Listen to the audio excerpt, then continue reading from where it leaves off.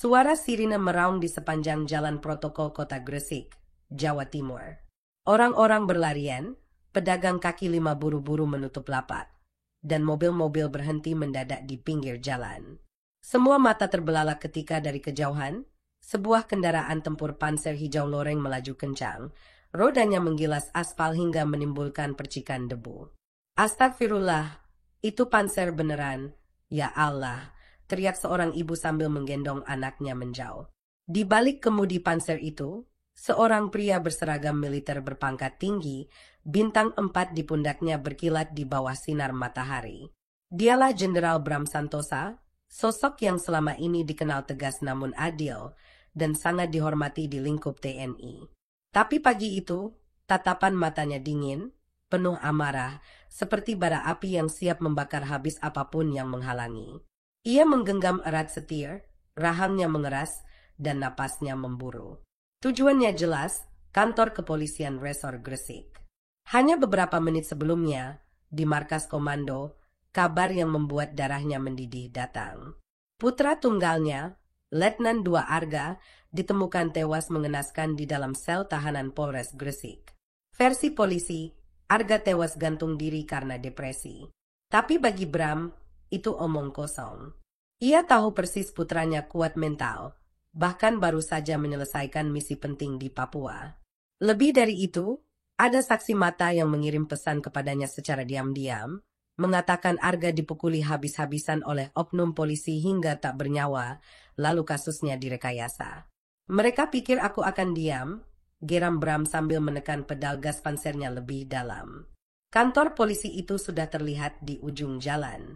Puluhan polisi mulai berjaga di depan gerbang, sebagian membawa senjata laras panjang, sebagian lagi berusaha menutup akses jalan dengan barikade. Stop! Jenderal, mohon tenang. Kita bisa bicarakan ini baik-baik, teriak salah satu perwira polisi dari jarak aman. Tapi yang didapatnya hanya tatapan tajam yang membuatnya mundur selangkah. Panser itu tidak melambat, malah semakin cepat. Warga yang menonton dari kejauhan merekam kejadian itu dengan ponsel. Suara mereka bercampur antara kaget, takut, dan tak percaya. Tiba-tiba, braaat, panser menabrak gerbang besi Polres, menghancurkannya seperti kaleng. Dentuman keras membuat kaca-kaca di sekitar pecah. Polisi yang berjaga berlarian menghindar, sebagian terjatuh dan terseret. Asap dan debu membumbung, teriakan panik terdengar di mana-mana. Amankan, amankan, teriak seorang komandan polisi, namun nyalinya jelas menciut melihat besarnya amarah seorang jenderal bersenjata berat. Bram keluar dari panser sambil mengacungkan pistol FN yang tergantung di pinggangnya. Siapa yang bunuh anakku? Keluar, suaranya menggelegar, membuat semua orang terdiam membeku. Sorot matanya menyapu setiap wajah polisi di halaman, mencari siapa saja yang terlibat. Seorang AKP mencoba mendekat dengan tangan terangkat. Pak Jenderal, mohon, kita bisa, door. Bram menembak tanah di depan kaki perwira itu, membuatnya mundur tergopoh-gopoh. Aku sudah kasih kalian waktu 3 hari untuk buka mulut. Kalian malah tutup-tutupi. Sekarang kalian hadapi aku. Ketegangan mencapai puncaknya. Beberapa polisi mulai menodongkan senjata, tapi semuanya ragu untuk menembak seorang jenderal bintang 4. Di sisi lain, warga yang menonton mulai berteriak-teriak, ada yang memprovokasi, ada yang menangis ketakutan. Situasi nyaris pecah menjadi baku tembak. Namun di tengah kekacauan itu, seorang polisi muda yang gemetar melangkah maju. Pak, saya tahu siapa pelakunya, tapi kalau saya bicara, nyawa saya habis, suaranya bergetar. Bram menatapnya dalam-dalam. Kalau kau jujur, aku yang akan melindungimu, jawab Bram pelan tapi tegas. Di saat itu juga, sirine tambahan terdengar, bukan dari polisi, tapi dari kendaraan lapis baja TNI yang datang dari arah berlawanan. Rupanya, kabar bahwa seorang jenderal menyerang kantor polisi sudah sampai ke telinga markas besar. Di antara debu dan kepanikan, drama yang lebih besar akan segera meledak. Suasana di halaman Polres Gresik masih tegang.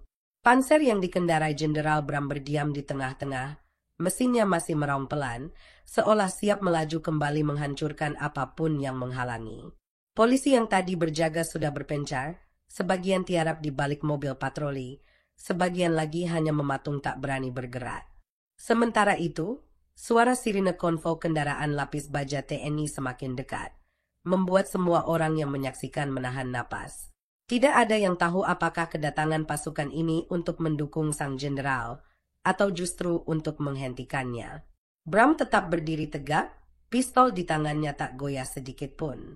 Matanya mengawasi setiap gerak-gerik di sekitarnya. Polisi muda yang tadi memberanikan diri bicara kini berdiri di dekatnya, wajahnya pucat pasi, pelipisnya penuh keringat. "Pak, saya mohon, kita bicara di tempat aman." Mereka semua bisa mendengar, bisiknya. Bram melirik tajam, lalu mengangguk sekali. Ia mendorong polisi itu ke arah halaman belakang kantor, sementara sorot mata semua orang mengikuti mereka. Begitu sampai di area parkir belakang yang lebih sepi, polisi muda itu menghela napas panjang, lalu mulai bercerita dengan suara bergetar. "Letnan Arga, anak bapak, dia tidak bunuh diri. Dia dibawa masuk ke ruang interogasi oleh 4 orang oknum. Mereka memaksa dia mengaku terlibat dalam penggelapan barang bukti narkoba. Dia menolak, lalu dipukuli. Saya dengar dia berteriak minta tolong, tapi semua orang pura-pura tidak dengar. Saya lihat sendiri salah satu dari mereka menendang kepalanya sampai dia pingsan. Setelah itu, dia tidak pernah sadar lagi."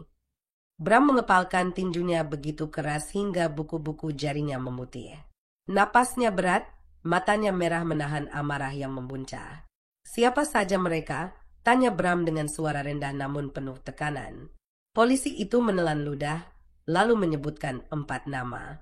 Semuanya berpangkat di atasnya, dan salah satunya adalah Wakapolres Gresik. "Mereka punya backing kuat, Pak.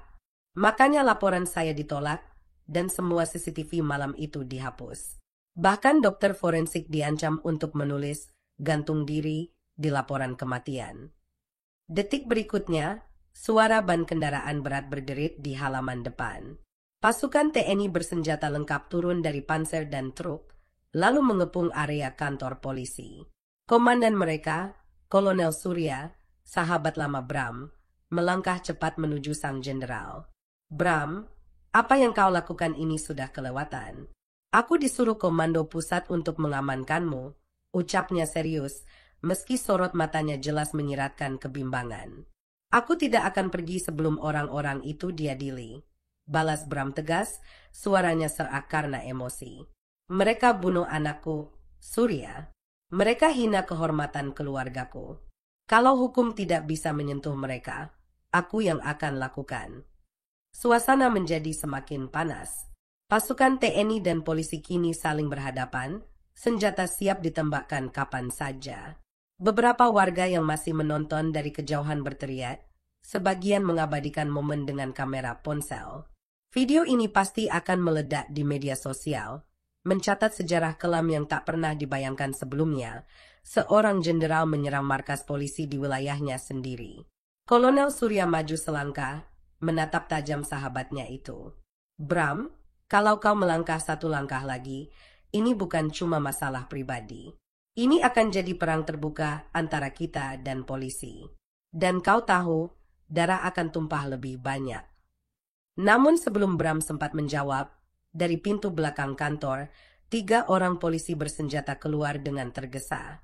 Salah satunya, pria bertubuh besar dengan wajah penuh bekas luka, langsung menodongkan senjata ke arah Bram. "Tangkap dia. Dia sudah serang institusi," teriaknya. Bram mengangkat pistolnya, dan untuk beberapa detik, waktu terasa berhenti. Semua orang tahu, peluru pertama yang dilepaskan akan memicu neraka di halaman Polres itu. Dan ketika Bram mulai menarik pelatupnya, suara letusan keras mengoyak udara.